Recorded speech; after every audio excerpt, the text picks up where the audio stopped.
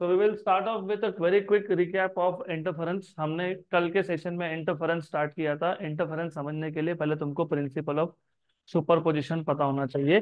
Principal of superposition में होता क्या है? बस सिंपल कॉन्सेप्ट है, व्हेन टू और मोर waves traveling through a medium arrive at a point of medium simultaneously, then resultant displacement at any point and at any instant is the vector sum of displacement due to all the waves।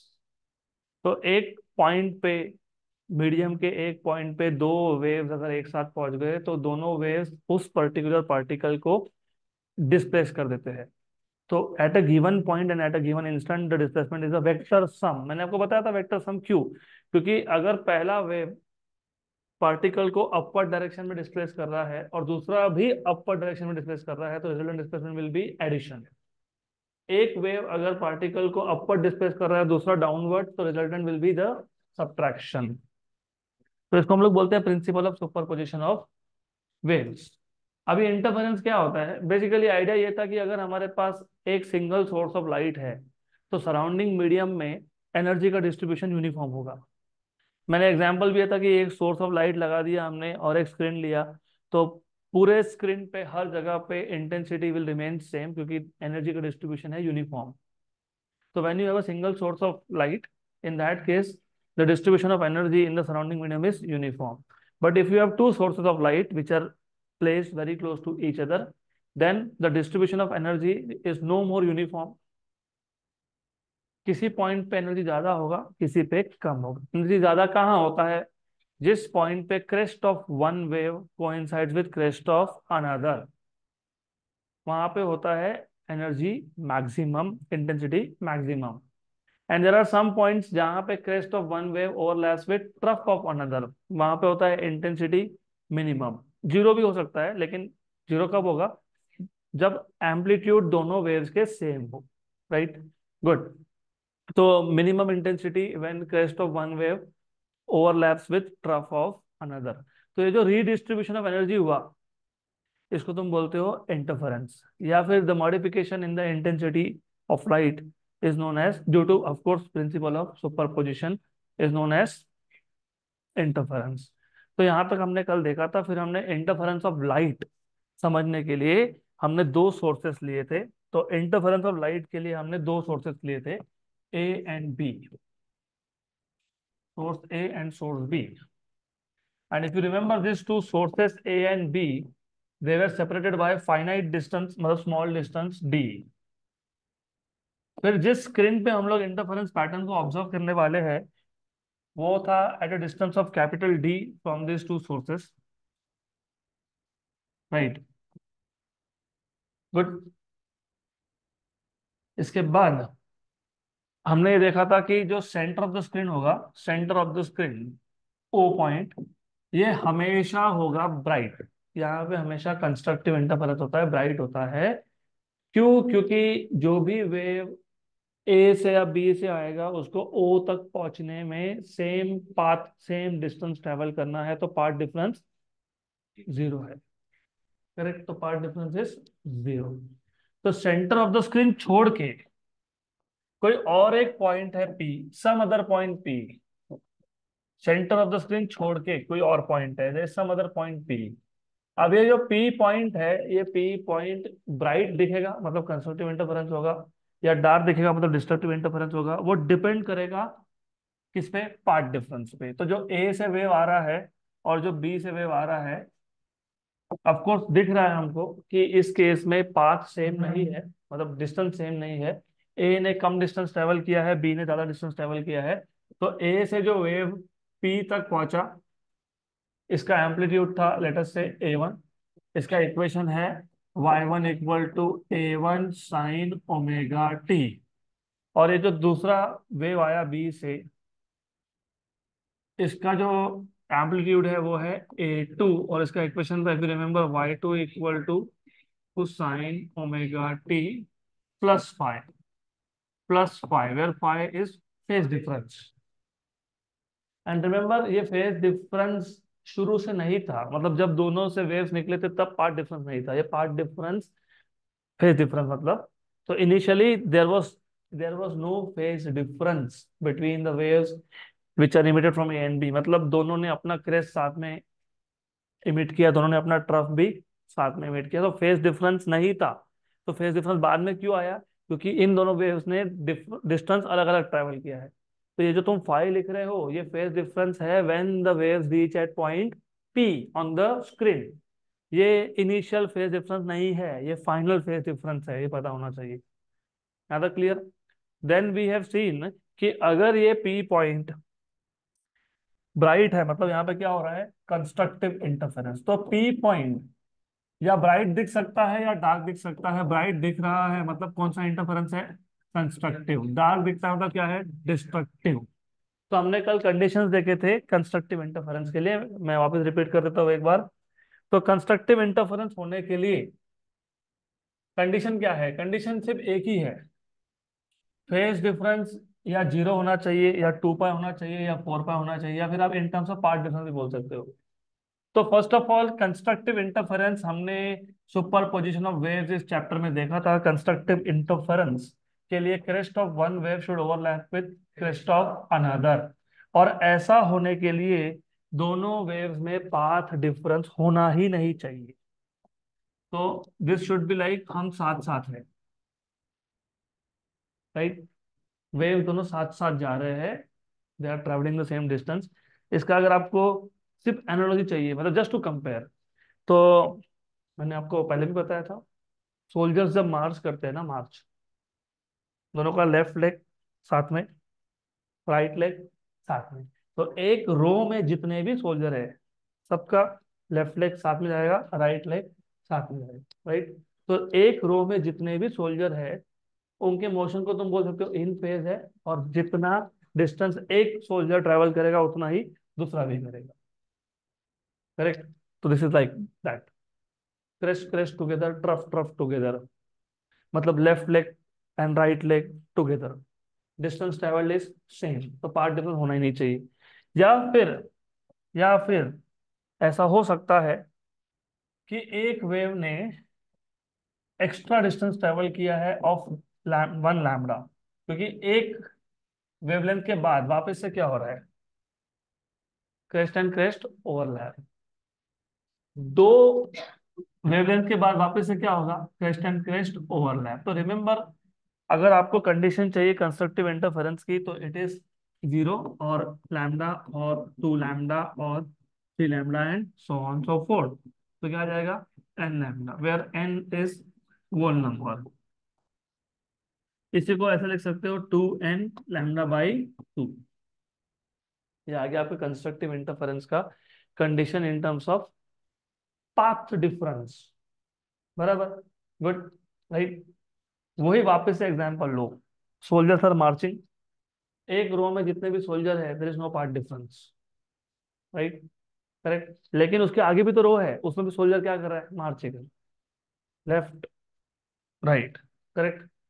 तो इस रो में और अगली रो में path का difference है, of course है, right? तो जैसे मैंने भी बताया, पहले वेव में और दूसरे वेव में पाथ का डिफरेंस है, यस है, लेकिन they are still in phase, because crest and crest are overlapping. तो याद रखने में आसानी होती है और कुछ नहीं है, you just need to remember this. तो ये अब मैं अगले केस के लिए यूज कर लूंगा इसको। अब हम लोग कंस्ट्रक्टिव इंटरफेरेंस डिस्ट्रक्टिव इंटरफेरेंस या तो इन टर्म्स ऑफ पार्ट डिफरेंस लिख सकते हैं, या तो इन टर्म्स ऑफ फेज डिफरेंस लिख सकते हैं। फेज डिफरेंस अगर आपको पार्ट डिफरेंस से फाइंड करना है, तो 2 पाई/लैम्डा इंटू डेल्टा।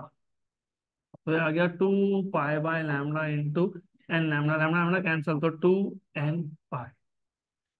एन की पहली वैल्यू 0, तो 0, जब फेज डिफरेंस हो ही नहीं, तो इसका मतलब crest of one is overlapping with crest of another. तो for zero phase difference you will have constructive interference. अगर एन की वैल्यू 1 लेता हूँ, तो वापस 2 पाई पे कंस्ट्रक्टिव इंटरफेरेंस 2 लेता हूँ, तो 4 पाई पे कंस्ट्रक्टिव इंटरफेरेंस 3 लेता हूँ, तो 6 पाई पे कंस्ट्रक्टिव इंटरफेरेंस। तो 0, 2 पाई, 4 पाई, 6 पाई, 8 पाई, 10 पाई, 12 पाई, ये सारे क्या है, कंस्ट्रक्टिव इंटरफेरेंस के कंडीशंस है। और now will see destructive interference. अब डिस्ट्रक्टिव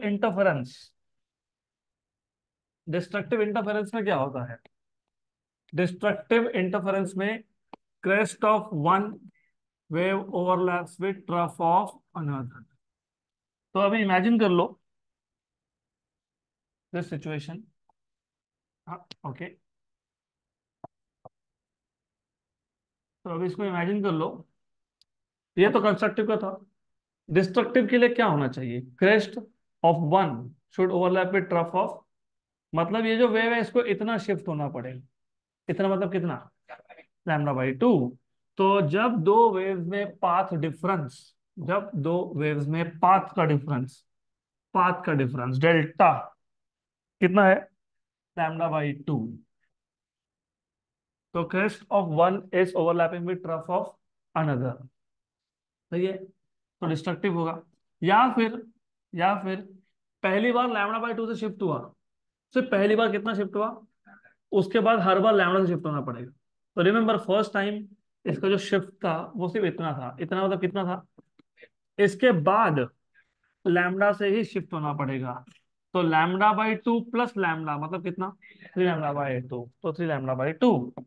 तो ये याद रखो अब इसके बाद, तो या तो λ/2 या 3λ/2 या फिर 5λ/2 या फिर 7λ/2 and so on so fourth.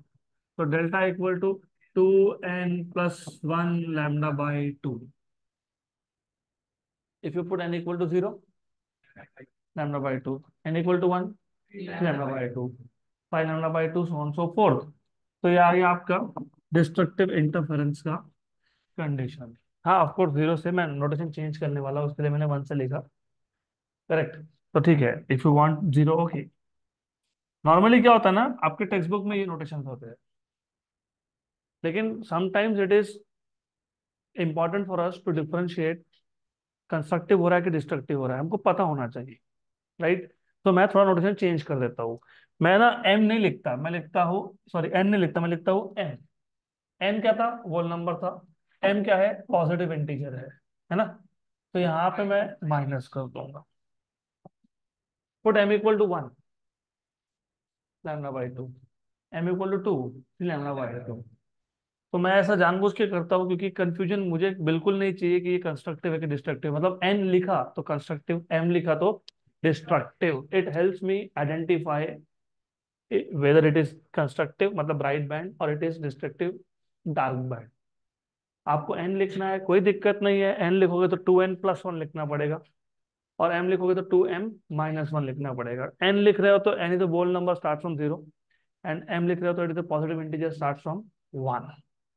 Good, I will stick with m. Good.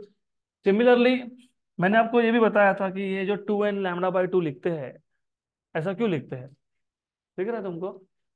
ये क्या था? 0, 2λ, 3λ, 4λ, बराबर। गुड। अगर मैं 2n λ/2 लिखता हूँ तो क्या आएगा? 0, 2λ/2। अरे एन की वजह 0 डाल दी, एन की वजह 0 डाल दी तो क्या आएगा? 0। 1 डाला तो 2λ/2, सही है ना। उसके बाद अगर 2 डालता हूँ तो फिर 6λ/2, फिर 8, फिर 10, फिर 12। आपके बुक के बोलने के हिसाब से if the path difference is even multiple, even integral multiple of λ/2 तो कंस्ट्रक्टिव, और अगर ऑड आया तो डिस्ट्रक्टिव। इसके लिए इसको 2n λ/2 ऐसा लिखते हैं। So whenever the path difference is even integral multiple of λ/2 then it is, otherwise मतलब ऑड हुआ तो डिस्ट्रक्टिव। इसलिए लिखने का अपना अपना तरीका है, राइट। गुड, तो यहाँ तक क्लियर है। अभी इन टर्म्स ऑफ फेज डिफरेंस लिख लेंगे। तो 2π/λ इंटू डेल्टा, तो 2π/λ, λ/2, राइट। लैम्डा लैम्डा 2 कैंसल, तो 2m-1, एम की वैल्यू 1 तो पाई, फिर 3π, फिर 5π, फिर 7π। अब ऐसा क्यों आ रहा है वो भी समझ लो। देखो आइडिया ये है, मैंने कल भी आपको बताया था, ये वेव नंबर 1 है, ये वेव नंबर 2 है, दोनों का अगर क्रेस्ट क्रेस्ट ओवरलैप हो रहा है मतलब फेज डिफरेंस 0 है, मतलब क्या है? कंस्ट्रक्टिव। अगर सेकेंड वेव एक चक्कर पूरा करके आया 2π, तो वापस से कंस्ट्रक्टिव, 4π कंस्ट्रक्टिव, 6π कंस्ट्रक्टिव, 8π कंस्ट्रक्टिव। लेकिन अगर दूसरा वेव सिर्फ आधा ही सर्कल गया तो क्या होता है ना, टॉप मोस्ट पॉइंट होता है क्रेस्ट, बॉटम मोस्ट होता है ट्रफ। वेव कैसा बनता है पता है? वेव ऐसा ही बनता है। वेव ऐसा बनता है ना, इसके दो टुकड़े कर देना। ओके, इसके दो टुकड़े कर देना और ऐसा लगा देना, बन गया वेव। तो इसका मतलब क्रेस्ट और ट्रफ में फेज एंगल कितना है, फेज डिफरेंस कितना है, पाई। तो पहला और दूसरा वेव, अगर पाई फेज डिफरेंस है तो phase is overlapping with trough, मतलब डिस्ट्रक्टिव। तो पहली बार फेज डिफरेंस कितना होना चाहिए, पाई। उसके बाद एक चक्कर और, पाई और 2 पाई, 3 पाई, 5 पाई, 7 पाई, सो ऑन सो फोर्थ। तो ऑफ और मल्टीपल ऑफ पाई, ये है कंडीशन फॉर डिस्ट्रक्टिव इंटरफेरेंस। यहाँ तक क्लियर? पक्का पक्का। अब एक काम करते हैं, ये जो दो इक्वेशन मैंने लिख के रखे हैं, तो जो, अगर आपको याद होगा सुपरपोजिशन प्रिंसिपल के हिसाब से, resultant displacement will B y1 plus y2। और ये आपको डिफिकल्ट नहीं जाना चाहिए, क्यों? क्योंकि ये तुमने सब कुछ ऑसिलेशन में और सुपरपोजिशन ऑफ वेव में करके रखा। एग्जैक्टली सेम अप्रोच है। सिर्फ डिफरेंस क्या है ना, कि जब तुम ऑसिलेशन की बात करते तो तुम सिंगल पार्टिकल की बात कर रहे थे, फिर तुमने बोला कंपोजिशन ऑफ 2 SHM, दो पार्टिकल्स ऑसिलेटर है, और उन दोनों को मैं सिंगल ट्रीट करता हूं तो resultant displacement is y equal to y1 plus y2। वहां पे x equal to x1 plus x2 हुआ था, क्योंकि वहां पे वाइब्रेशन का डायरेक्शन था x एक्सिस। फिर तुमने बोला कि अभी हम लोग पूरा एक वेव लेंगे। जब तुम पूरा एक वेव की बात करते हो तो वेव का हर एक पार्टिकल SHM परफॉर्म करता है, तो उसके लिए बोलते हो सिंपल हार्मोनिक प्रोग्रेसिव वेव। फिर तुम बोलते हो कि अगर एक की जगह पे दो सिंपल हार्मोनिक प्रोग्रेसिव वेव एक साथ आ जाए, तो जो भी होगा वो होगा सुपरपोजिशन प्रिंसिपल, राइट? फिर जो दो वेव तुमने लिए थे, तुमने बोला था पहला वेव है A1 sin ωt प्लस φ1, और दूसरा है y2 equal to A2 sin ωt plus φ2। पहले का फेज है φ1, दूसरे का है φ2, करेक्ट? फेज डिफरेंस कितना है, φ1 माइनस φ2, बराबर। ये तुमने सुपर पोजिशन ऑफ वेव में बोला है ऐसा। अब यहाँ पे हमने क्या किया, हमने बोला कि पहला जो वेव है ना उसका फेज जीरो ले लो, इनिशियल फेज। तो हमने क्या लिख दिया, y1 equal to A1 sin ωt।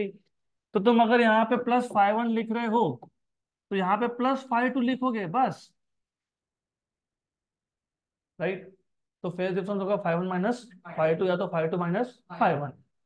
अगर मैं पहले जगह पे φ1 लिख नहीं रहा तो φ1 की वैल्यू कितनी है, जीरो। φ2 कितना है, phi. What is phase difference, φ2 minus φ1 मतलब 5। तो एक ही चीज है, सिर्फ लिखने का तरीका अलग अलग है। So that is absolutely fine. If you want to write this, okay. If you want to call this phi2, if you want to call this phi1, that is also okay. तो दोनों एक ही चीज है, तो कंफ्यूजन करना नहीं। तो अगर एक ही चीज है तो हमने तो पहले से करके रखा है ये। हमने तो पिछले चैप्टर में देखा था ना सुपरपोजिशन ऑफ वेव्स में, what is y1 and omega t plus five. ठीक है। अभी क्या है इसके बाद ना, टेक्स्ट बुक में मतलब नोट्स में मैंने तुमको सॉल्व करके दिया नहीं है। मैंने डायरेक्टली बोल दिया कि जब दो वेव्स, पहले वेव का एम्पलीट्यूड A1 था, दूसरे वेव का एम्पलीट्यूड A2 था, दोनों जब एक ही मीडियम में एक ही पॉइंट पे एक साथ आ गए, तो रिजल्ट एम्पलीट्यूड क्या बन गया, 2A1 A2 कॉस फाइव। यहाँ पे कॉस फाइव, करेक्ट? यहाँ से वहां तक कैसे पहुंचे वो मैंने लिखा नहीं है टेक्स्ट बुक में, बिकॉज मैं एक्सपेक्ट करता हूँ कि तुमको ये सुपर पोजिशन ऑफ वेव्स इस चैप्टर से पता है, ऐसा मेरा एक्सपेक्टेशन होता है नॉर्मली, राइट? बट फिर भी लास्ट ईयर देखा मैंने, नहीं आया डिराइव करके, तो कोई बात नहीं, अभी कर लेते हैं। Sine A cos B plus cos A sine B, sine A cos B plus cos A sine phi. फिर इसके बाद A2 मल्टीप्लाई, तो A1 sine omega t plus A2 sine omega t cos phi plus cos omega t sine phi. तो पहले दो term में से common, इसको कॉमन निकाल लो। तो y equal to sine omega t आ गया common, cos phi plus A2, एक काम करता हूँ ना मैं, एक काम करता हूँ, कॉस ओमेगा टी को बाहर रखता हूँ, रख सकते हैं ना वैसा? यस। और यहाँ पे लिख लेता हूँ, कॉस ओमेगा टी को बाहर रखा, यहाँ लिखता हूँ A2 sine phi. You know why maths is simple? Maths maths all time favourite subject है मेरा, क्योंकि जहां तुम अटक गए, सब्स्टिट्यूशन, उसको याद रखना कितना इजी है, और ऊपर से कितना इजी है। जहां कॉस है ना, कॉस, तो सब्स्टिट्यूशन में भी कॉस होगा। तो ऐसा है, तो ऐसा बोल सकते हो, लेट A1, A1 प्लस, हाँ तो equal to R cos delta, ठीक है डेल्टा, तो फिर यहाँ डेल्टा लिखना पड़ेगा, ठीक है कोई बात नहीं। And A2 sine phi equal to R sine delta, therefore y equal to ये आर कॉस डेल्टा और साथ में sine omega t plus cos omega t तो था ही ना, हाँ तो R sine delta, very good. R common क्या है? साइन ओमेगा टी, हाँ ठीक है, साइन ओमेगा टी, हाँ प्लस डेल्टा, पूरा सॉल्व करने के बाद वैसे आर कॉमन निकालोगे, फिर वहां लिखोगे, क्या लिखोगे? Sine omega t cos delta plus cos omega t sine delta, तो sine A cos B plus cos A sine B, sine of A plus B वाला फॉर्म, आर कॉमन निकला। Sine omega t cos delta plus cos omega t sine delta, मतलब sine omega t plus delta. आ गया यहाँ तक? हो गया? तो ये भी वेव है, तो दो वेव का सुपर पोजिशन होने के बाद वापस वेव मिल गया। अभी तुमको निकालना है result amplitude R, squaring and adding, इन दोनों को स्क्वायर और ऐड कर दो, तो करो इसको स्क्वायर एंड ऐड। तो R square cos square delta plus R square sine square delta equal to A1 plus A2 cos phi का square plus A2 sine phi का स्क्वायर, ऐसा आ गया। R square common, cos square plus sine square, वो हो जाएगा 1। हाँ ठीक है, मतलब A1 square plus 2 A1 A2 cos phi plus A2 square cos square phi plus A2 square sine square phi, तो ये आ गया आपका R square equal to plus cos phi plus A2 square common, cos square phi plus sine square phi 1, तो आ गया R equal to plus plus 2 A1 A2 cos, ये हो गया आपका resultant amplitude. Clear? Done, simple. तो अब हमको उस पर्टिकुलर पॉइंट पे रिजल्टेंट इंटेंसिटी निकालना है। अभी कौन सा पर्टिकुलर पॉइंट? तो ये जो पी पॉइंट है उसकी बात कर रहा हूँ, नहीं तो पूरा मैथ्स करते करते फिजिक्स ही भूल गए। अरे हम लोगों को सेंटर छोड़ के, क्योंकि सेंटर पे हमेशा कंस्ट्रक्टिव इंटरफेरेंस होता है, वो छोड़ के किसी और पॉइंट पे कंस्ट्रक्टिव हो रहा है कि डिस्ट्रक्टिव हो रहा है, मतलब वो पॉइंट ब्राइट है कि डार्क है, वो देखना था। तो हमने सारा मैथमेटिक्स किए उस पर्टिकुलर पॉइंट का इंफॉर्मेशन निकालने के लिए। तो हमको उस पर्टिकुलर पॉइंट पे जो दो इंटरफेरिंग वेव्स थे उसका रिजल्टेंट एम्पलीट्यूड मिल गया। हम एम्पलीट्यूड तो देखते नहीं है, हम तो इंटेंसिटी देखते हैं ना, हम तो ब्राइटनेस देखते हैं। हमको कहाँ देखो ऐसा एम्पलीट्यूड है बड़ा सा, दिखता है ऐसा, ऐसा एक वेव का एम्पलीट्यूड आया, दूसरे का आया, ऐड हो गया, देखो बड़ा हो गया एम्पलीट्यूड, हमको दिखता है इंटेंसिटी। तो रिजल्टेंट इंटेंसिटी फाइंड करना है हमको, and you know resultant intensity basically, resultant intensity IR is proportional to R square. So IR is proportional to A1 square plus A2 square plus 2 A1 A2 cos phi। ये आ गया resultant intensity at that particular point P। अभी तक मैंने ये नहीं बोला कि P पॉइंट ब्राइट दिखेगा कि डार्क दिखेगा, मतलब कंस्ट्रक्टिव है कि डिस्ट्रक्टिव है। अभी हमने सिर्फ रिजल्टेंट इंटेंसिटी का इक्वेशन डिराइव किया। अब हम लोग बोलेंगे कि अगर कंस्ट्रक्टिव इंटरफेरेंस हुआ तो अगर कंस्ट्रक्टिव इंटरफेरेंस हुआ तो उसमें फेज एंगल होता है, फेज डिफरेंस होता है 2n पाई। और अगर ऐसा है तो कॉस ऑफ 2n पाई ये होने वाला है 1। क्यों? क्योंकि एन की पहली वैल्यू क्या थी? 0। तो 2n पाई का पहला वैल्यू आ गया 0, कॉस 0 1। एन की वैल्यू 1 तो cos 2 पाई 1, cos 4 पाई 1, cos 6 पाई 1, तो ये 1। तो आई आर क्या बन जाएगा? I R A1 square plus A2 square plus 2A1 A2। तो रिजल्टेंट इंटेंसिटी आई आर क्या आ जाएगा? A1 + A2 bracket square. और क्योंकि तुम बोल रहे हो कि कंस्ट्रक्टिव है, तो कंस्ट्रक्टिव में इंटेंसिटी मैक्सिमम होता है, तो रिजल्टेंट इंटेंसिटी को मैं बोल दूंगा आई मैक्स। क्या बोल दूंगा मैं? I max. क्योंकि कंस्ट्रक्टिव में वहां पे ब्राइटनेस ज्यादा है, मतलब इंटेंसिटी मैक्सिमम है, इसके लिए क्या बोल देंगे? कंस्ट्रक्टिव को क्या बोल देंगे? I max.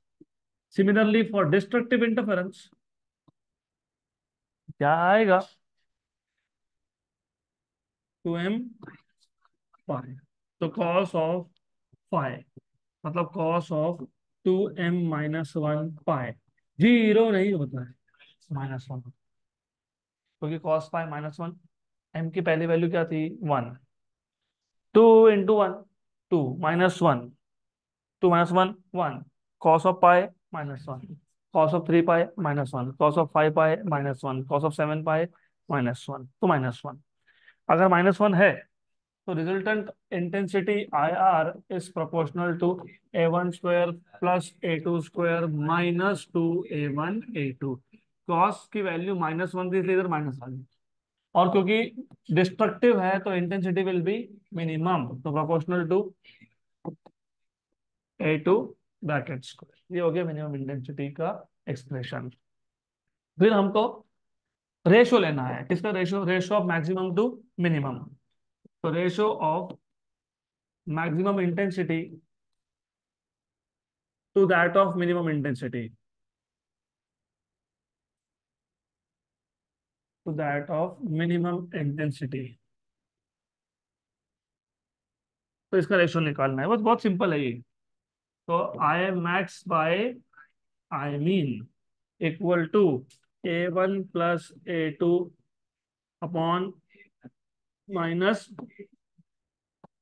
-A2 square. तो दोनों का स्क्वायर कॉमन कर लेते हैं, तो क्या आ गया? A1 + A2 अपॉन A2 का स्क्वायर। बराबर। इस पर भी क्वेश्चन आया है सीईटी में। दो वेव के इक्वेशन दिए है। For example, the equation of first wave is y1 = 3 sin omega t, that of second wave is 5 sin omega t plus π/2। तो A1 कितना? 3, A2 कितना? 5। और आपको पूछा है what is the ratio of maximum to minimum intensity. 3 और 5 8, 3 - 5 2, 8/-2 -4 का square 16, तो 16:1। सीईटी का क्वेश्चन है ये। हम्म? तो मैक्सिमम टू मिनिमम इंटेंसिटी का रेशियो है 16:1। बराबर। इसका मतलब क्या है कि डार्क जहां बनेगा, मतलब जहां पे डिस्ट्रक्टिव होगा, अगर वहां पे इंटेंसिटी 1 है तो ब्राइटनेस 16 है, 16 टाइम्स है। तो bright bands are 16 times brighter than dark bands, इसका मतलब ये होता है। कई बार ना आपको एम्पलीट्यूड रेशो के टर्म्स में दिया होता है। Amplitude ratio, what is amplitude ratio? A1/A2। इसको तुम बोलते हो स्मॉल आर, इसको तुम बोलते हो एम्पलीट्यूड रेशो या फिर रेशो ऑफ एम्पलीट्यूड। तो बहुत बार आपको एम्पलीट्यूड रेशो के टर्म्स में इक्वेशन पता होना चाहिए। तो कुछ नहीं है, यही कुछ उठाओ। एक काम करो, I max by I mean, इसमें से A2 कॉमन निकाल लो। A2 का स्क्वायर कॉमन निकाल लिया, न्यूमरेटर से और डिनोमिनेटर से। पहले टर्म में A2 था क्या? नहीं। तुमने जबरदस्ती कॉमन निकाला तो एडजस्ट करना पड़ेगा, +1। और इधर A1/A2 -1 का स्क्वायर, A2 स्क्वायर A1/A2 क्या बोला है? R, तो ये क्या आ गया? ब्रैकेट स्क्वायर आ गया। गुड। राइट। इसके बाद देखो, हमने ना अब तक रिजल्टेंट इंटेंसिटी जो लिखा है वो लिखा था इन टर्म्स ऑफ एम्पलीट्यूड, ऐसे लिखा था ना। I R equal to A1² plus A2² plus 2A1 A2 cos of five.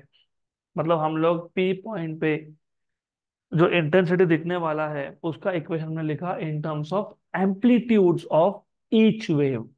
पहले वेव का एम्पलीट्यूड था A1, दूसरे का था A2।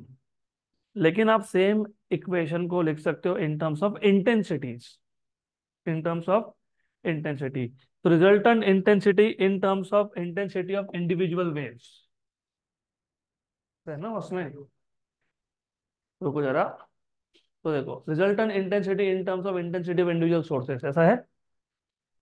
रिजल्टेंट इंटेंसिटी मतलब आई आर, रिजल्टेंट इंटेंसिटी मतलब आई आर किसके टर्म्स में, इन terms of, in terms of intensities of individual sources. मतलब जब आप एक पॉइंट पे रिजल्टेंट इंटेंसिटी का इक्वेशन लिख रहे हो, तुम या तो ऐसा लिख लो, I R is proportional to A1² plus A2² plus 2A1 A2 cos phi. ये एक्सप्रेशन है in terms of amplitude of the two waves coming from the two sources. और आपको पता होना चाहिए, आपको क्या पता होना चाहिए कि इंटेंसिटी इज प्रोपोर्शनल टू, मतलब I1 is proportional to and I2 is proportional to A2²। Right, इसका मतलब ये भी होता है कि root of I1 is proportional to A1 and root of I2 is proportional to A2। बराबर, करेक्ट। तो ये सब्स्टिट्यूट कर दो आप, therefore resultant intensity I R is proportional to A1², मतलब कौन, I1। और जब तुम इंटेंसिटी के टर्म्स में लिखते हो पूरा इक्वेशन, तो कांस्टेंट ऑफ प्रोपोर्शनलिटी बन जाता है 1। इसलिए हम लोग डायरेक्टली इक्वल टू लिखते हैं इंस्टेड ऑफ प्रोपोर्शनलिटी का साइन, क्योंकि कांस्टेंट ऑफ प्रोपोर्शनलिटी क्या आएगा, 1। तो A1² मतलब क्या है, I1। और A2², 2√ऑफ I1 I2 cos five. ये आगे आपका resultant intensity in terms of intensity of individual sources. Clear यहाँ तक, बराबर है, बराबर है। Absolutely no problem there. अभी देखो ऐसा भी हो सकता था कि जो दो सोर्सेस थे ए और बी, उन दोनों में से जो वेव्स आ रहे हैं उनके एम्पलीट्यूड सेम है। मतलब A1 इक्वल टू A2, जब एम्पलीट्यूड सेम हो तो इंटेंसिटी भी सेम है। तो अगर जो दो सोर्सेस थे उनके अगर एम्पलीट्यूड सेम है, तो उन दोनों सोर्सेस से जो लाइट आ रहा है उसका इंटेंसिटी भी सेम है। तो इस केस में आप लिखोगे I R equal to I1 is I, I2 is I, 2√of I into I cos 5। तो ये आपका बन गया 2I + 2I cos 5। तो तुमने यहां से 2I निकाल लिया कॉमन, 1 + cos 5। बराबर, कंफ्यूज मत हो जाओ, हम फिजिक्स ही पढ़ रहे हैं। होता है ना, इतना मैथ्स है। और आपको पता है, वेरी गुड, 1 + cos 5 2 cos²5/2। तो I R equal to 2I into 2 cos² 5/2। I R equal to 4I cos² 5/2। Good, बराबर। ओके। हमारे इसमें एक बहुत फेमस कोट है, गॉड इज ए मैथमेटिशियन। जो भी मतलब भगवान में अगर बिलीव करते हो तो ऐसा बोलते हैं, नहीं मैथमेटिक्स के बिना कुछ भी नहीं, मैथमेटिक्स के बिना फिजिक्स समझना भी मुश्किल है। तो पहले मैथ्स फिर फिजिक्स, हो गया। तो nothing wrong in accepting reality, वो है पहले मैथ्स फिर फिजिक्स। अब अगर सपोज कंस्ट्रक्टिव इंटरफेरेंस हो रहा होगा, ओके, तो अगर कंस्ट्रक्टिव इंटरफेरेंस हो रहा होगा यहाँ पे गड़बड़ हो जाती है, बहुत ध्यान देना। तो फाई इक्वल टू 2n पाई, तो कॉस ऑफ फाई नहीं चाहिए, 5/2 चाहिए, नहीं तो वो बाई 2 छोड़ देते। तो यह आ जाएगा कॉस ऑफ 2n पाई/2, मतलब n पाई, और हमको उसका भी स्क्वायर चाहिए। तो कॉस स्क्वायर, अरे स्क्वायर चाहिए ना, स्क्वायर चाहिए कि नहीं। हम्म हाँ तो ऐसा करो, कॉस ऑफ एन पाई का स्क्वायर कर लो, चलता है। Cos of n pi, cos of zero 1, cos of pi -1, 1 -1 n की वैल्यू जीरो तो कॉस जीरो 1, एन की वैल्यू 1 तो कॉस पाई -1, एन की वैल्यू 2 तो कॉस 2 पाई 1, एन की वैल्यू 3 तो कॉस 3 पाई -1। पर ठीक है, जो भी है, +1 -1 है, लेकिन आज तो उसका स्क्वायर ही है तो मान, तो cos square pi is 1। Therefore resultant intensity यहाँ पे मैक्सिमम होगी, हाँ, क्योंकि ये क्या है, कंस्ट्रक्टिव। तो क्या आएगा, 4 आएगा, 4 आएगा। और अगर डिस्ट्रक्टिव, डिस्ट्रक्टिव हुआ तो क्या होगा, जीरो होगा, जीरो। ऐसा क्यों जीरो, क्योंकि ये क्या होता है, 2m-1 पाई होता है, और हमको क्या चाहिए, कॉस ऑफ पाई/2 का स्क्वायर चाहिए। तो कॉस ऑफ 2m-1 पाई/2 इसका स्क्वायर करेंगे, अगर m की वैल्यू 1 डालोगे, 1 1 1, ये इंपॉर्टेंट है, ये 0 1 0 1 बहुत इंपॉर्टेंट चीज है। When you say n equal to 0, n equal to 1, n equal to 2, n equal to 0 मतलब होता है सेंट्रल ब्राइट बैंड। सेंट्रल, क्योंकि 0 मतलब सेंटर, n की वैल्यू 1 मतलब फर्स्ट ब्राइट बैंड, n की वैल्यू 2 मतलब सेकेंड ब्राइट बैंड, n की वैल्यू 3 मतलब थर्ड ब्राइट बैंड। अभी उस पर आएंगे हम लोग, आएंगे थोड़ी देर में, बराबर, क्लियर। m की वैल्यू 1 मतलब first dark band, central dark होता ही नहीं है, तो जीरो डार्क होता ही नहीं है। M1 मतलब फर्स्ट डार्क, 2 मतलब सेकंड डार्क, 3 मतलब थर्ड डार्क, 4 मतलब fourth dark, so on so fourth. वैसे ठीक है, m की वैल्यू 1 ले लिया तो पाई/2 जीरो हो गया, 2 ले लिया तो 3 पाई/2 जीरो हो गया, सब कुछ जीरो हो गया। तो यहाँ पर डिस्ट्रक्टिव इंटरफेरेंस में मिनिमम इंटेंसिटी इज करेक्ट। तो what is the moral of the story, story ऐसी है कि अगर दोनों सोर्सेस के एम्पलीट्यूड सेम हो, मतलब इंटेंसिटी सेम हो, तो जहां डिस्ट्रक्टिव हो रहा है वहां टोटल कैंसलेशन है। मतलब एक के क्रेस्ट ने दूसरे के ट्रफ को कैंसिल कर दिया, मतलब वहां पे कुछ बचा ही नहीं, एम्पलीट्यूड बचा नहीं, एम्पलीट्यूड बचा नहीं तो इंटेंसिटी भी जीरो आएगा, मतलब वो कंप्लीट डार्क दिखेगा। यहाँ तक क्लियर, पक्का पक्का clear, right. So this brings us to conditions for obtaining steady interference pattern. अभी पहले इंटरफेरेंस पैटर्न क्या है, दिखता कैसे है, वो समझ लेते हैं, फिर आते हैं condition for steady interference pattern, right. तो ये जो स्क्रीन है, ये जो स्क्रीन है, स्क्रीन, दिस इज स्क्रीन, ये स्क्रीन पे इंटरफेरेंस पैटर्न दिखता कैसे है, दैट इज वेरी इंपॉर्टेंट। तो for example, what happens in this case is, sorry for doing changing the background but I need this.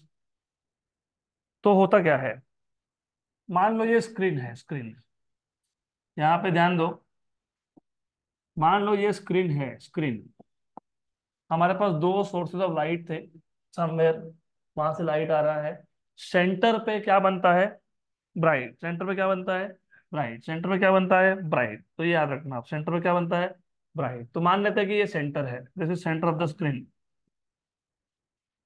तो सेंटर पे क्या बन गया, ब्राइट। इसको हम लोग बोलते हैं जीरोथ ऑर्डर ब्राइट। कौन सा ऑर्डर, जीरोथ ऑर्डर, क्योंकि किस पे बना है, सेंटर। इसके दोनों साइड पे बनता है फर्स्ट ऑर्डर डार्क, तो फर्स्ट ऑर्डर डार्क। और ऐसा होता है कि जितना विड्थ ब्राइट बैंड का है उतना ही विड्थ डार्क बैंड का भी है, सेम विड्थ। तो हम लोग शो करने वाले हैं बाद में।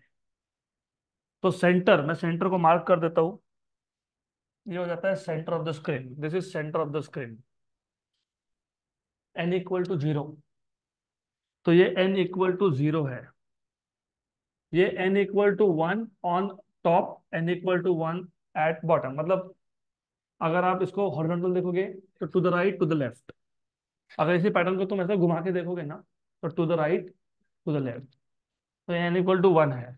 उसके बाद ये जो डार्क की बात कर ले हम लोग, डार्क, तो ये आ गया m equal to 1, first dark on either side of the centre, either मतलब दोनों साइड्स। उसके बाद तुमको वापस देखेगा डार्क, और ये क्वेश्चन सॉल्व करने में भी काम में आता है, तो ये पैटर्न सबसे पहले पता होना चाहिए। Unless you know the pattern, question इसके सॉल्व नहीं होते। तो मैं इतना ही दिखाऊंगा अब, this is what you need to know, okay. तो ये हो गया आपका, ये हो गया आपका सेकेंड डार्क, ये हो गया आपका थर्ड डार्क, यहाँ पे भी सेकेंड डार्क और ये थर्ड डार्क, ये हो गया आपका सेकेंड ब्राइट, ये हो गया third bright, second bright and third bright. Correct. अब ये इंपॉर्टेंट क्यों था? ये इंपॉर्टेंट इसके लिए है, अगर आप देख रहे हो जीरोथ ऑर्डर ब्राइट और फर्स्ट ऑर्डर ब्राइट के बीच में सैंडविच है फर्स्ट ऑर्डर डार्क, डार्क है ना। जीरोथ ऑर्डर ब्राइट और फर्स्ट ऑर्डर ब्राइट के बीच में सैंडविच है zeroth order dark. First order bright और सेकंड ऑर्डर ब्राइट के बीच में कौन है? Second order dark. सेकंड और थर्ड ब्राइट में थर्ड डार्क, थर्ड और फोर्थ में फोर्थ, दोनों साइड्स पे। तो ऐसा दिखता है इंटरफेरेंस पैटर्न। अब हमको देखना है conditions for steady interference pattern. Conditions for steady interference pattern का मतलब क्या? विथ टाइम ये पैटर्न ऐसा का ऐसा ही रहना चाहिए, उसको बोलते हैं स्टेडी इंटरफेरेंस पैटर्न। स्टेडी मतलब जहां पे अभी ब्राइट है वहां पे थोड़ी देर के बाद डार्क नहीं बन जाए, है ना। ऐसा हो सकता है और होता है कि जहां पे अभी ब्राइट है थोड़ी देर के बाद देखने गए तो वहां पे डार्क आ गया। तो वैसा नहीं होना चाहिए, मतलब इंटरफेरेंस पैटर्न स्टेडी रहना चाहिए। Number two, as you can see this is high contrast image. जहां डार्क है वहां डार्क है, राइट। जहां ब्राइट है वहां पे ब्राइट ही है। कई बार क्या होता है, कई बार ऐसा भी होता है कि जहां डार्क है वो कंप्लीटली डार्क नहीं है, वहां पे थोड़ा सा डिफ्यूज लाइट दिखता है हमको, ऐसा भी होता है, राइट। तो उस पैटर्न को हम लोग बोलते हैं डिफ्यूज्ड इंटरफेरेंस पैटर्न, वो शार्प नहीं है। नंबर थ्री, अगर आप नोटिस कर रहे हो जहां जहां ब्राइट है वहां वहां इक्वली ब्राइट है। तो ऐसा well defined sharp interference pattern obtain करने के लिए कुछ कंडीशंस है, उसको हम लोग बोलते हैं conditions for steady interference pattern. तो स्टेडी इंटरफेरेंस पैटर्न आने के लिए कौन से कंडीशन है देखते हैं। Conditions for obtaining steady interference pattern.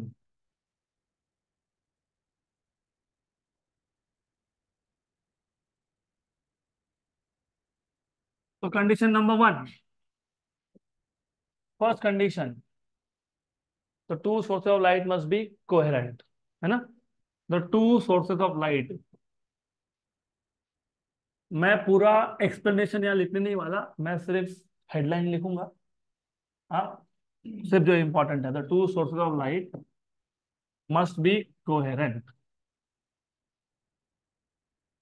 अब ये कोहेरेंट का मतलब क्या होता है? कोहेरेंट का मतलब होता है कि जो दो सोर्सेज ऑफ लाइट है आपके पास, जैसे ए और बी दिखाया था हमने, these two sources must emit light या फिर waves of same frequency. Same frequency का मतलब होता है सेम वेवलेंथ, ये भी समझ लो। तो two source of light are set to be coherent if they emit light of same frequency, मतलब सेम वेवलेंथ। लेकिन सेम वेवलेंथ के सोर्स को तो मोनोक्रोमेटिक भी बोलते हो। फिर कोहेरेंट सोर्सेज क्या हुआ? कोहेरेंट सोर्सेज की कंडीशन में दो कंडीशन आती है, एक तो फ्रीक्वेंसी सेम चाहिए and they must have zero phase difference, बराबर, या फिर कांस्टेंट फेज डिफरेंस। मैंने आपको बता 3-4 बार बोल चुका हूँ कि path phase difference zero, constant phase difference, इसमें थोड़ा सा कंफ्यूजन रहेगा। जब दो सोर्सेस में से लाइट इमिट हुआ तब फेज डिफरेंस की बात हो रही है, स्क्रीन पे पहुंचने के बाद नहीं। जब दोनों सोर्सेस में से लाइट इमिट हुआ, या तो दोनों सोर्सेस में फेज का डिफरेंस नहीं होना चाहिए, मतलब दोनों sources should emit their crest together, या फिर दोनों should emit their trough together, या फिर अगर पहले सोर्स ने क्रेस्ट इमिट किया है उस टाइम पे दूसरे ने ट्रफ इमिट किया है, तो विथ टाइम ऐसा ही रहना चाहिए। फिर ये दो वेव्स ट्रैवल करके स्क्रीन पे अलग अलग पॉइंट पे जाएंगे, वहां पे तो फेज डिफरेंस होने ही वाला है, वहां पे तो यू कैनॉट हेल्प इट। तो मैं जब बोल रहा हूँ that the two sources must have same face, या फिर हैव सेम, या फिर हैव कांस्टेंट फेज डिफरेंस, ये हम तब की बात कर रहे हैं जब लाइट निकला था, इमिट हुआ था, स्क्रीन पे पहुंचने के बाद नहीं। स्क्रीन पे हो रहा है इंटरफेरेंस पैटर्न। इंटरफेरेंस पैटर्न कहाँ हो रहा है? स्क्रीन पे। कहाँ हो रहा है? स्क्रीन पे। तो याद रखना ये। और अगर फर्स्ट ईयर इंजीनियरिंग करोगे तो उसमें आपको और एक आता है, थिन फिल्म इंटरफेरेंस। वो तो बहुत ही इंटरेस्टिंग कॉन्सेप्ट है। रास्ते पे जाते जाते बरसात के दिन में मस्त कलरफुल पैटर्न देखते हैं। वो मस्त कलरफुल पैटर्न को बोलते हैं थिन फिल्म इंटरफेरेंस। क्या होता है? सड़क पे अगर कहीं ऑयल पड़ा हो और बारिश हो जाए तो वहां इंटरफेरेंस ही हो रहा है, लेकिन वहां तो कोई स्क्रीन नहीं है ना। फिर इंटरफेरेंस हो क्या रहा है?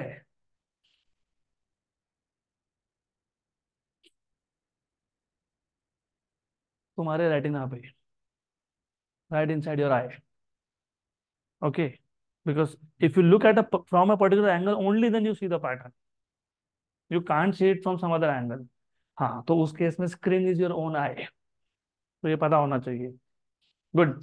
तो remember, when you say coherent sources, मतलब these two sources emit light of same frequency and zero phase difference or constant phase difference, which means when the light is emitted, that time either the phase difference is zero, or if there is any phase difference it remains so, हमेशा वैसे ही रहेगा। We are not talking about phase difference on the screen. नहीं तो इतना confusion होगा कि तुमको समझ में नहीं आया। तो बोलते हैं, वहां बोल रहे हैं कि कंस्ट्रक्टिव के लिए फेज डिफरेंस इतना होना चाहिए, डिस्ट्रक्टिव के लिए इतना होना चाहिए। यहाँ बोलता है कि फेज डिफरेंस होना ही नहीं चाहिए। तो फेज डिफरेंस यहाँ पे कोहेरेंट सोर्सेज में फेज डिफरेंस कब? When the light is emitted from the source. Very good. अगर कोहेरेंट सोर्सेज नहीं हुए तो क्या होगा? तो कोहेरेंट सोर्सेज अगर नहीं हुए तो क्या होगा? वो लिखा है, क्या लिखा है देखो, क्या बोला है? क्या बोला है? The changes in phase of the original source. हाँ चलो ठीक है, छोड़ दो, नॉट नॉट रिलेवेंट। सिर्फ क्या होता है कि अगर कोहेरेंट सोर्सेज नहीं हुए तो दो तीन चीजें, एक तो आपको शार्प पैटर्न मिलेगा नहीं, जैसे मैंने बताया, शार्प हाई कॉन्ट्रास्ट वो नहीं मिलेगा। नंबर टू, जहां पे मिनिमम इंटेंसिटी है वहां पे इंटेंसिटी जीरो नहीं है, some there is dark of course but there is some light. तो हमको सोर्सेज क्या चाहिए? कोहेरेंट चाहिए। Number two, the sources must be monochromatic, है ना? The two sources of light must be monochromatic. Monochromatic का मतलब होता है सेम वेवलेंथ। क्या? Same wavelength. The two source of light must be mono, मतलब सिंगल, क्रोमा मतलब सिंगल कलर, मतलब सिंगल वेवलेंथ। तो the two source of light must emit single wavelength, same wavelength. अब अगर ऐसा नहीं हुआ तो क्या होगा? देखो, अभी अगर ऐसा नहीं हुआ तो क्या हो सकता है? Going back to interference pattern, अगर लाइट पॉलीक्रोमेटिक हुआ तो ऐसा हो सकता है कि एक कलर ने, एक वेवलेंथ ने यहाँ पे डिस्ट्रक्टिव इंटरफेरेंस कर दिया। तो एक कलर ने यहाँ पे क्या कर दिया? डिस्ट्रक्टिव। एक वेवलेंथ ने यहाँ क्या कर दिया? डिस्ट्रक्टिव। और दूसरे कलर ने वहां क्या कर दिया? कंस्ट्रक्टिव। बराबर। तो अगर सोर्सेस मोनोक्रोमेटिक नहीं है तो it may happen that one particular wavelength is producing destructive interference at a given point and the other wavelength is producing constructive at the same point. So the interference pattern will again be diffused. Right? Correct? Clear? तो monochromatic source का होना क्यों जरूरी है? क्यों जरूरी है? क्यों जरूरी है? Again to get sharp well defined interference pattern. Number three,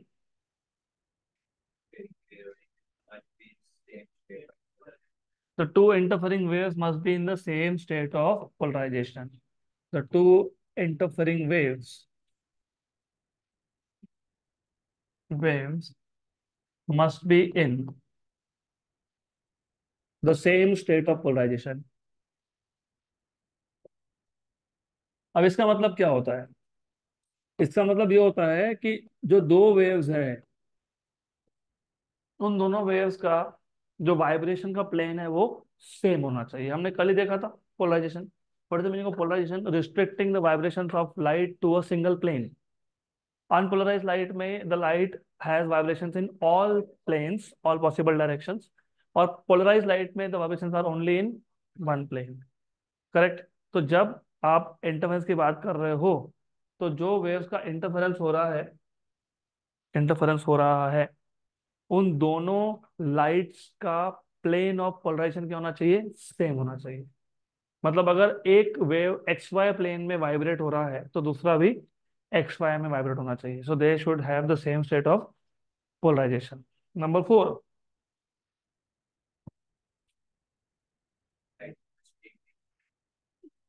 hmm the two sources of light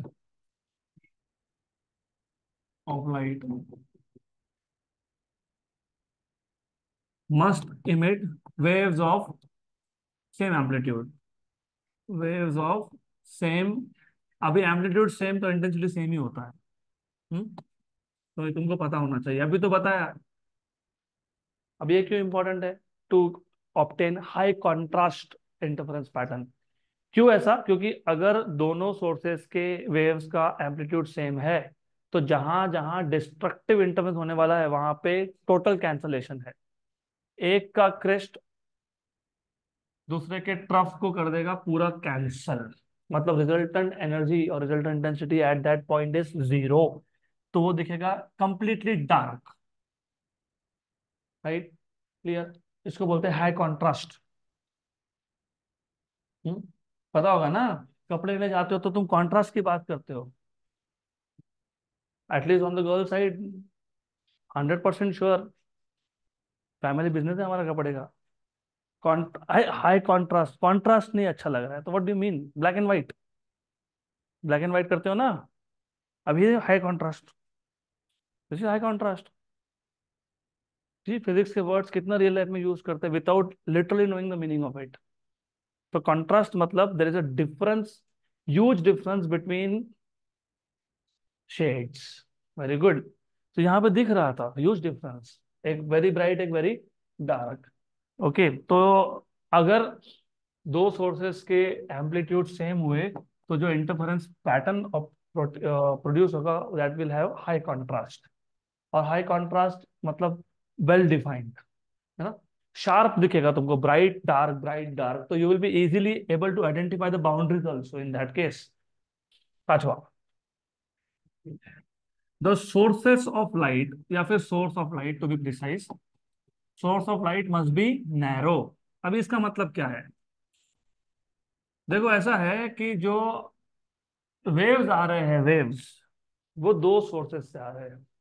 और मैंने आपको बताया था कि सोर्सेस मोनोक्रोमेटिक अगर चाहिए, चलो बता देता हूँ, नहीं बताया था तो बता देता हूँ। कोहेरेंट या फिर मोनोक्रोमेटिक सोर्स प्रोड्यूस कैसे करते हैं? देखो प्रॉब्लम क्या है। अगर मान लो कि मैं यहाँ पे एक सोर्स लाता हूँ S1, this is one light bulb, और दूसरा आता हूँ S2, this is second light bulb. दोनों सेम कंपनी के हैं, दोनों से एग्जैक्टली सेम वेवलेंथ इमिट करता है, ठीक है, सही है। लेकिन over a period of time ऐसा हो सकता है ना कि दोनों में से एक खराब हो गया या खराब होने लगा, तो क्या होगा? Maybe it will emit some different wavelength now, हो सकता है। ड्यू टू वोल्टेज फ्लक्चुएशन हो सकता है कि पहले शुरू में तो दोनों का वेवलेंथ एग्जैक्टली सेम था लेकिन अभी थोड़ा थोड़ा अलग आने लग गया। ऐसा हो सकता है, ऐसा होता भी है। राइट? या फिर अगर चाइनीज बल्ब लेके आए,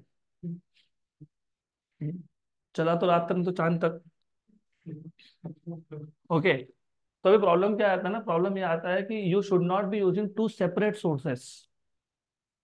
तो हम लोग क्या करते हैं, हम लोग भी स्मार्ट है फिर, हम लोग बोलते हैं कि दोनों में से अगर एक खराब होने के चांसेस है ना, तो what we do is, just a minute. तो if you have, let us say, two sources of light, तो प्रॉब्लम होने के चांसेस है। मतलब कोहेरेंट का कंडीशन क्या था? सेम फ्रीक्वेंसी, मतलब सेम वेवलेंथ। राइट? और मोनोक्रोमेटिक तो चाहिए था तुमको। हो सकता है ना कि अगर मैं दो अलग अलग से बल्ब यूज कर रहा हूँ तो शुरू में कोहेरेंट थे बाद में कोहेरेंट नहीं है, हो सकता है। शुरू में मोनोक्रोमेटिक थे बाद में नहीं है, ये भी हो सकता है। तो हम लोग क्या करते हैं फिर? हम लोग ऐसा करते हैं कि सिंगल सोर्स लेते हैं और सिंगल सोर्स के आगे दो स्लिट रख देते हैं। मैंने बताया था स्लिट क्या है, बताया था ना मैंने, टू नैरो ओपनिंग्स, इसको बोलते हैं स्लिट्स। देखो अभी क्या होता है, और ये जो दो स्लिट्स है ना, ये दोनों सोर्सेस से इक्वल डिस्टेंस पे है। कौन से डिस्टेंस पे है? इक्वल डिस्टेंस पे है। कौन से डिस्टेंस पे है? इक्वल डिस्टेंस पे है, ठीक। अभी देखो क्या है कि अगर सोर्स एस खराब हुआ भी तो दोनों जो सोर्सेस है इन दोनों में चेंज सेम होगा फिर, मतलब both will remain monochromatic, both will remain coherent. यहां तक क्लियर? अब आ जाते हैं हमारे पॉइंट नंबर 5 पे। The sources of light must be narrow. क्यों नैरो? हम लोग यहाँ पे इंटरफेरेंस की बात कर रहे हैं। इंटरफेरेंस में दो वेव्स चाहिए, कहाँ से आ रहे हैं वेव्स? कौन से सोर्सेस से? S1 और S2 से। अब इमेजिन इमेजिन करो कि हमारे पास ना जो सोर्सेस है वो नैरो नहीं है। नैरो नहीं मतलब ब्रॉड सोर्सेस होना। तो ऐसा ब्रॉड सोर्सेस होना, पता है क्या होगा? होगा ऐसा कि हमको एक्चुअली इंटरफेरेंस पैटर्न देखना था of light coming from S1 and S2, लेकिन तुमको ह्यूजेंस प्रिंसिपल याद है? Every point on the wave front behaves as if it is a, अगर ये नैरो नहीं हुआ, वाइड हुआ ना, तो इसी का हर point as a secondary source है। मतलब यहीं से अलग अलग पॉइंट से वेव्स आ रहे हैं और इनका ही इंटरफेरेंस हो गया। बराबर। तो अगर आपके सोर्सेज वाइड है तो each point in that particular source will behave as if it is a secondary source. हमको देखना था इंटरफेरेंस ऑफ टू सोर्सेज, यहाँ तो एक सोर्स के ही अलग अलग पॉइंट से वेव आने लग गए। तो इंटरफेरेंस पैटर्न जो प्रोड्यूस होगा it will be overlap of two different patterns. एक तो इन दोनों से जो लाइट जा रहा है वो एक इंटरफेरेंस प्रोड्यूस करेगा। उसके ऊपर ओवरलैप क्या होगा, इसी के हर एक पॉइंट से जो वेव्स आ रहे हैं उसका अलग। राइट। तो in that case again the interference pattern which is produce will be diffuse pattern. तो नैरो होने का रीजन सिर्फ इतना था कि we should not allow different points of the same source to produce interference pattern individually. समझ में आया? हमको चाहिए था S1 और S2 का इंटरफेरेंस पैटर्न। इधर तो ऐसा हो गया कि S1 का ही हर एक पॉइंट सोर्स बन गया, तो S1 से ही मल्टीपल रेज आने लग गए, तो उनका इंटरफेरेंस हो गया साथ में, तो वैसा नहीं चाहिए। उसके बाद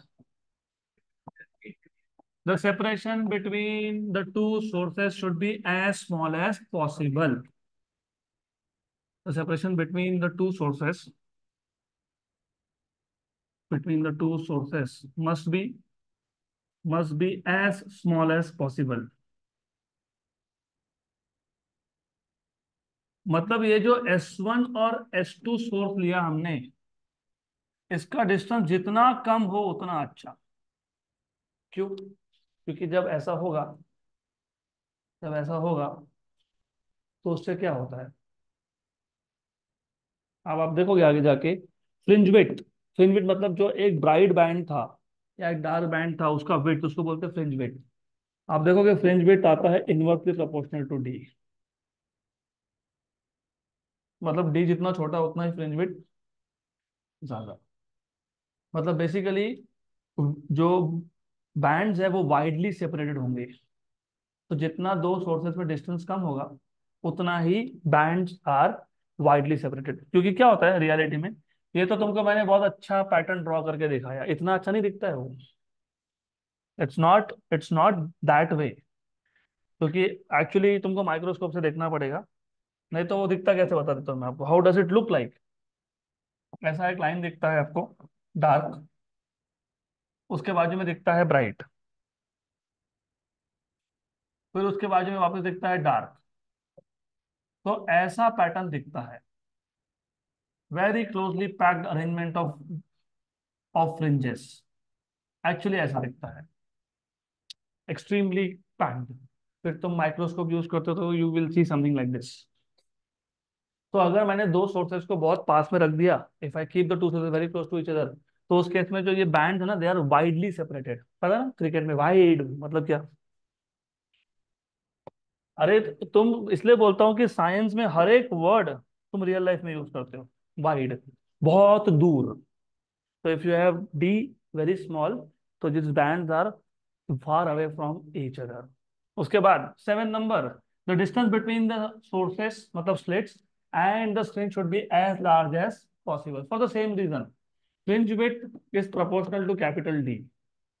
तो जितना distance between screen and sources ज्यादा होगा उतना ही विड्थ ज्यादा होगा, मतलब बैंड विड्थ ज्यादा होगा, फ्रिंज विड्थ ज्यादा होगा। तो the distance between the distance between the sources and and the screen must be must be as large as possible. So if the distance between the sources and screen is very large, the width of the fringe, मतलब the width of the bright band obtained or dark band obtained is large. Last condition actually first condition है. Interference होने के लिए दोनों wave same medium में same direction में travel करने चाहिए. एक गया उधर दूसरा गया उधर, किसका इंटरफेरेंस हुआ? किसी का नहीं हुआ. तो इंटरफेरेंस के लिए कंडीशन क्या था? The two waves must travel in the same direction. That is what was important. ये सबसे पहला पॉइंट होना चाहिए था. ठीक है, कोई बात नहीं.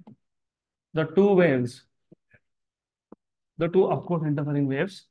तो कंडीशन फॉर इंटरफेरेंस लिख रहे तो इंटरफेरेंस हो ही रहा है ना. तो two waves must be traveling in the same direction. Actually, in the same medium, in the same direction, in the same direction. तो ये थे 8 conditions of obtaining steady interference pattern. बराबर. ये पूरा का पूरा है थ्योरी ऑफ इंटरफेरेंस. अब तक हमने कोई भी एक्सपेरिमेंट नहीं देखा जिसने सच में इंटरफेरेंस शो किया हो. तो यंग नाम का साइंटिस्ट था, Thomas Young. He was the first to verify कि जो थ्योरी है वो सच में वैसा होता है क्या. तो उसको हम लोग बोलते हैं यंग्स. हाँ, नहीं, पहले इसे Young's experiment. Double slit experiment बाद में आया. पता तो डिफरेंस क्या है ना? ऐसा ही होगा आपके इसमें, पहले लिखा होगा यंग्स एक्सपेरिमेंट, फिर बाद में होगा यंग्स डबल स्लिट एक्सपेरिमेंट. अभी वो डिफरेंस क्या समझ लो. पर बहुत इंटरेस्टिंग चीज़ है, यहाँ ध्यान दो. तो जब हमारे पास एक्सपेरिमेंट करने के लिए डिवाइसेस नहीं थे, इंस्ट्रूमेंट्स नहीं थे, तभी भी लोगों ने अपना दिमाग यूज करके कुछ ना कुछ किया ही है. तो जब थॉमस यंग ने इंटरफेरेंस का थ्योरी वेरीफाई किया था, तब अपना इलेक्ट्रिसिटी था. तब तो तुम मोनोक्रोमेटिक सोर्सेज कोहेरेंट सोर्सेज भूल ही जाओ, क्योंकि दैट टाइम जो इलेक्ट्रिसिटी नहीं था तो बाकी तो बातें छोड़ ही दो. तो what he did, very smart thing, उसने क्या किया ना, उसने सनलाइट का यूज कर लिया. तो ये सोर्स बन गया आपका सनलाइट. कैसे किया? एक कार्डबोर्ड शीट लिया उसने. कार्डबोर्ड, पता है ना कार्डबोर्ड? कार्डबोर्ड पता है? हाँ. तो कार्डबोर्ड लिया, उसमें एक पिन होल कर दिया. पिन होल, टाचन पिन लेके पिन होल. उसके बाद ये तो सिंगल सोर्स है, हमको कितने चाहिए वो. मतलब मजा आता है साइंस में ना. उसके बाद और एक उसने कार्डबोर्ड रखा, फिर यहाँ पे 2 पिन होल और कर दिए. देखो कितना स्मार्ट है. तो उसने बोला मेरे को तो वेरीफाई करना ही है, तो मेरे पास जो है मैं वही यूज करूँ. उसने एक कार्डबोर्ड शीट लिया, उसमें एक पिन होल किया, उसके आगे और एक कार्डबोर्ड रख दिया, उसमें 2 पिन होल कर दिए. ये जो 2 पिन होल है, ये एस से सेम डिस्टेंस पे है. इसमें same distance, remember this is same. S to S1 and S से S2 डिस्टेंस इज सेम. ये दोनों बन गए आपके 2 सोर्सेस, 2 सोर्सेस. फिर उसने लिया एक स्क्रीन. तो एस में से सनलाइट को पास होने दिया. ये बन गया आपका सिंगल सोर्स, क्योंकि मैंने अभी बताया कोहेरेंट और मोनोक्रोमेटिक सोर्स बनाने के लिए कंडीशन क्या था? The two sources must be derive from the same single source. अभी तो बताया, क्योंकि 2 अलग अलग सोर्स लगाता हूं मैं, तो हो सकता है कि एक सोर्स खराब होने लग गया तो कोहेरेंस रहेगा नहीं फिर. और हो सकता है कि उसका वेवलेंथ भी अलग आ रहा है तो मोनोक्रोमेटिक भी नहीं रहेगा. तो what it is, of course sunlight is not monochromatic, हमको पता है वो, राइट. उसने कुछ किया होगा, आगे प्रिज्म लगाया होगा, प्रिज्म से फिर पता ना डिस्पर्शन हुआ है. उसके बाद यहाँ पे वो लाइट को इंसिडेंट किया होगा, जो भी किया होगा वो उसने किया है, जो किया है छोड़ो. सिर्फ ये सिंगल सिंगल सोर्स क्यों बनाया, इस सिंगल में से 2 क्यों डिराइव किए? क्योंकि इस सोर्स एस में जो भी चेंजेस होंगे वो S1 और S2 में एक साथ होंगे. मतलब the two sources will become coherent. और S1 and S2 behave as if they are two monochromatic and coherent sources. But then he obtained interference pattern. ये था ओरिजिनल यंग्स एक्सपेरिमेंट. जैसे जैसे टेक्नोलॉजी आगे बढ़ी, हम लोगों ने खुद के मोनोक्रोमेटिक सोर्सेज बनाना चालू किए. तो उस केस में हमने सनलाइट के जगह पे लगा दिया मोनोक्रोमेटिक सोर्स. और यहाँ पे जो कार्डबोर्ड शीट के पास थे दो पिन होल थे वो भी हटा दिए, यहाँ पे लगा दिए दो स्लिट्स। क्या लगा दिए? Two slits. इसलिए इसको बोलते हैं यंग्स डबल स्लिट एक्सपेरिमेंट। तो वो ओरिजिनल एक्सपेरिमेंट में दो स्लिट थे ही नहीं, ओरिजिनल एक्सपेरिमेंट में सिर्फ दो पिन होल्स थे कार्डबोर्ड शीट में। तो that was the original form of Young's experiment, this one. Clear? पक्का? अभी इसके आगे का देखेंगे कल।